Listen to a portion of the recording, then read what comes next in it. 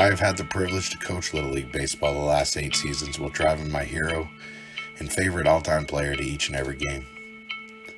Carson, this is your last season on this magical Little League field, and I'm making this video for you, my buddy. I hope someday you'll sit down when I'm gone and come across us and remember all we have done together, and most importantly, smile. From endless nights just sitting in a dugout talking about your grandfather you never met, as a scoreboard at EMES was dedicated to him by a dear friend. Hitting ball after ball while the snow was coming down in the middle of winter and hours working the pitching machine and reaction drills. Mom and Katie right there with us, hitting you endless grounders, putting the ball on the tee over and over again, picking up batted balls, never even one time missed a game. I truly think Mom won the competition of keeping your white pants the brightest. You being a coach's son is not easy, as a game of practice never stops for you. Many parents said we should just buy a tent and stay at the field during the summer. Probably should have. The continuous baseball lessons with Dad and situational thinking. The lesson I hope I have taught you the most is if you want to succeed at anything, Carson, it will never be handed to you. You need to work at it. Every moment you are not getting better, someone else is. You've had a lot of great moments on a baseball field so far, or in a dugout, marching in a parade waving to your gram, or even in a parking lot while waiting for the games to start with those dirt dogs from Middlesex. The friends you have made because of this little white ball can and will last a lifetime. Just remember Jesse behind the dish, that magical arm of Braden, and the best hands of Vermont belonging to Coach Tom. Grass Angels and Fireworks, and some of the best baseball men around in Dan Winters, Sven Scribner, Sandy Conti, Mark Campbell, Tom Novak, Dave Abraham, Chris Mason, and Kobe Heiss, just to name a few. Every one of these men have helped you in one way or another grow as a ball player, and more importantly, as a person. You started throwing baseballs at 10 months old. Well, actually, pool balls off the pool table. You could not stand, but you could throw. Mom wasn't happy about the string I attached in her sunroom with a wiffle ball at the end so you could hit when I was gone. You got your first hit in a real game situation off a player in first grade, and your first at bat after Coach Winters called you up when the minors were short on players. I was a nervous wreck, but you were ready. Shot up the middle on a rainy night in Waterbury in the second grade. You played all season in the 3/4 grade minors division. That hit in first grade made it a lot easier for me to put you there. You were fortunate enough to make the All-Star team in second grade as an alternate.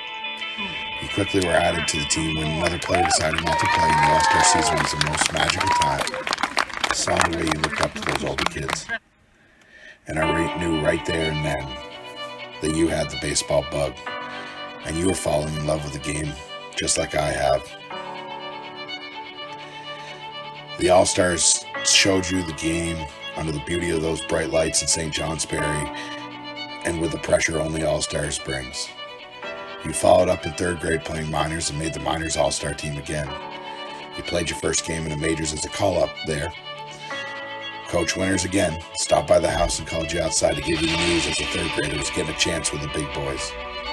In fourth grade, you played up in Majors Division and hit for over 500 for the season, even facing some incredible talent and fast pitching of Owen Dyer, Max Scribner, and Maddox Heiss. I was so nervous making this decision for you to play up, but when I saw you take an 0-2 Max Scribner fastball back up the middle as fast as it came in, I felt a lot better about the decision. You batted well over 500 this season. It was a big part of the minor league all-star season that felt like a page that went missing from the Sandlot movie. You hit your first home run and you learned what the term quicksand meant as it pertains to baseball, and then proceeded to beg me to put my truck lights on the field that night so you could get better for the next game and practice, even if it meant in the dark. It was a long ride home again, being the coach's kid.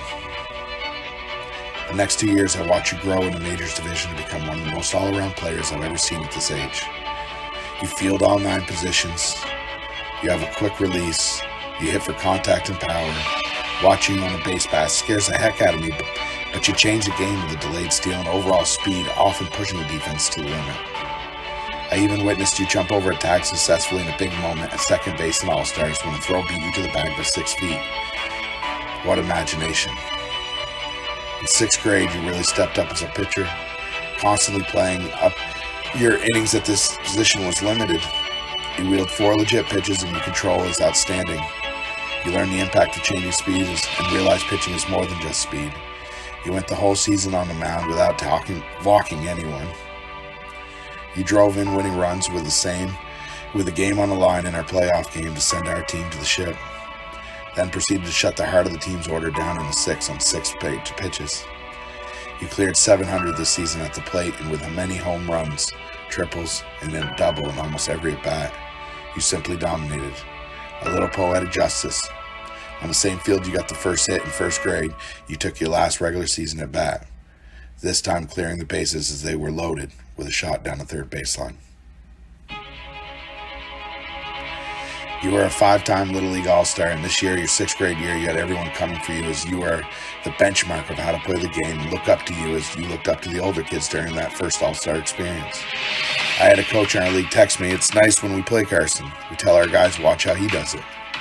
You became a leader this season on and off the field, son. The way you pick up your teammates when they are down and always willing to help anyone on your team with anything asked. After every game, making sure the tarps are put back on and the bases picked up. Often the last kid off the field, either taking grounders after a game or raking up the infield to do it all over again tomorrow. The countless hours you have spent teaching the younger kids how to play the game, working with T-ball and farm ball teams. Your patience with kiddos and ability to teach the game is amazing to watch as a coach, and most importantly, see as a father. You're my best friend, buddy. You're my favorite player, and as a coach, a dad, could not be prouder of the little man you have become. I know when you're at the plate going through your progressions, you hear me even when I'm not speaking. I've never felt this close to anyone in my life, and it has a lot to do with this little white ball and all the time together it brings. Baseball is more than a game, Carson. It is simply life played out in 6 innings and soon to be 9 for you. I hope you watch this when you're my age, Carson, when you're contemplating signing up as a coach for your local team, and most importantly, smile and remember those summer nights on a dusty little field in East Montpelier. Love you, buddy. Wait, there was one more game, championship game, Car. On June 19, 2021, we squared away off against a really great Middlesex team. Game was a back and forth, delayed steal, great bunt. Middlesex battled back, home run down the right field line by Jack Scribner. Somehow we fought back from a 5-2 deficit to tie the game. Came up in the top half of the 6th, and this is what happened. You've been working on your power, buddy. Home run. Over the fence. You gotta believe, kid. Your last at bat in Central Vermont, and this is what you did with it. Not to mention coming in and pitching the 5th and 6th inning and shutting down this tough Middlesex team and taking the win. You're a champion, kid. Champion.